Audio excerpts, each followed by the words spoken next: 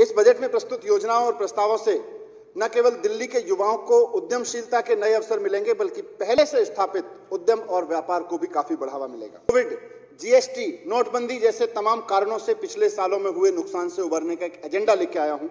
दिल्ली सरकार की तरफ से आज फाइनेंशियल ईयर 2022-23 का बजट पेश किया गया। उप मुख्यमंत्री मनीष सिसोदिया ने ये बजट पेश किया, जिसमें उन्होंने बताया कि अगले 5 साल में 20 लाख नई नौकरियां पैदा की जाएंगी। रोजगार सृजित करने और अर्थव्यवस्था को कोविड, जीएसटी, नोटबंदी जैसे तमाम कारणों से पिछले सालों में हुए नुकसान से उबरने का एक एजेंडा लेके आया हूँ। दिल्ली की अर्थव्यवस्था कोविड-19 की मार से धीरे धीरे उभर रही है। उन्होंने कहा कि दिल्ली का बजट रोजगार बजट है। आइए जानते हैं दिल्ली के बजट की 10 बड़ी बातें। इस बजट को लेकर दिल्ली के मुख्यमंत्री अरविंद केजरीवाल ने कहा कि दिल्ली में युवाओं के लिए रोजगार के अवसर तैयार करेंगे और रोजगार बजट में समाज के हर वर्ग का ख्याल रखा गया है। दिल्ली के उप मुख्यमंत्री मनीष सिसोदिया ने अपने बजट भाषण में कहा कि दिल्ली में पिछले 7 साल में 1.78 लाख से ज्यादा युवाओं को सरकारी नौकरियां मिली, जिनमें से 51,307 लोगों को स्थायी नौकरियां मिली। सिसोदिया ने कहा कि यह आम आदमी पार्टी सरकार का लगातार 8वां बजट है और यह रोजगार बजट है। उन्होंने कहा, मैं रोजगार सृजन और लोगों को कोविड-19 के प्रभाव से राहत देने का एजेंडा लेकर आया हूँ। के लिए नए रोजगार सृजित करने और अर्थव्यवस्था को कोविड, जीएसटी, नोटबंदी जैसे तमाम कारणों से पिछले सालों में हुए नुकसान से उबरने का एक एजेंडा लेके आया हूँ। डिप्टी सीएम ने विधानसभा में कहा कि कोविड-19 महामारी के शुरू होने के बाद से दिल्ली में निजी क्षेत्र में 10 लाख से अधिक नौकरियां पैदा की हैं। शिक्षा के लिए 16,278 करोड़ रुपए, अनऑथराइज्ड कॉलोनीज में सीवर, गलियों और पानी की पूर्ति के लिए 1,300 करोड़ रुपए आवंटित किए गए हैं।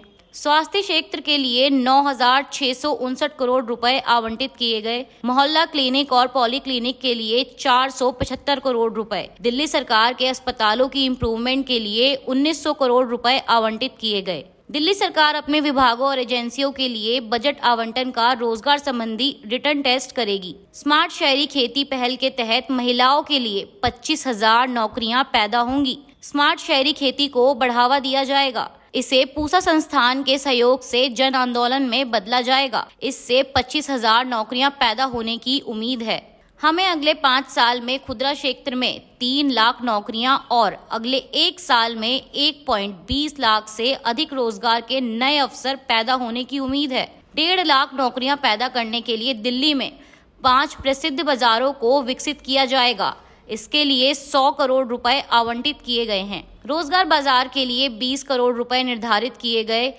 इससे व्यापार और उद्योग जगत को प्रोत्साहन मिलेगा और हमारे दिल्ली के नागरिकों के लिए बड़ी संख्या में रोजगार और व्यापार के नए नए अवसर पैदा होंगे। इससे दिल्ली में 10 लाख विक्रेताओं को लाभ होने की उम्मीद है और नई स्टार्टअप नीति शुरू की जाएगी। शॉपिंग फेस्टिवल से टूरिस्ट की संख्या 4 लाख बढ़ेगी। इन क्षेत्रों में काम करने वाले 12 लाख लोगों के जीवन पर अनुकूल प्रभाव पड़ेगा। दिल्ली शॉपिंग फेस्टिवल और दिल्ली होलसेल शॉपिंग फेस्टिवल के लिए 250 करोड़ रुपए आवंटित किए गए। दिल्ली बाजार पोर्टल दुकानदारों को उपभोक्ताओं से जोड़ेगा। पिछले 7 साल में इस सदन में सरकार की प्राथमिकता के आधार पर आपके समक्ष जीरो टैक्स बजट प्रस्तुत किया, एजुकेशन बजट प्रस्तुत किया, हेल्थ बजट प्रस्तुत किया। इस सदन में मैंने एक बजट ग्रीन बजट भी प्रस्तुत किया।